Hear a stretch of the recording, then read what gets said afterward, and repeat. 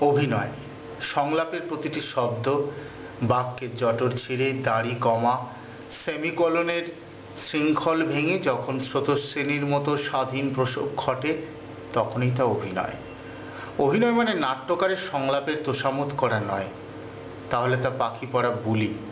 অভিনয় সংলাপের সিঁড়ি বেয়ে ওঠা নয়, নিয়ন্ত্রণ থাকে তাতে, নড়াচড়ার উপায় থাকে না।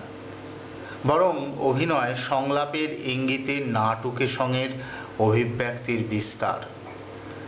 কাগজের চরিত্রটাকে মনের হাতুড়ি ছেনি দিয়ে ঠুকে ঠুকে শব্দ নিঃশব্দের ভাস্কর্যের রূপকল্পকে রক্ত মাংসের করে তোলা।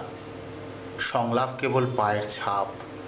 অভিনেতাকে ওই মাপ দেখে জুতা নির্মাণের মতো দেখা আর না দেখা চরিত্রের আধার নির্মাণ করতে হয়।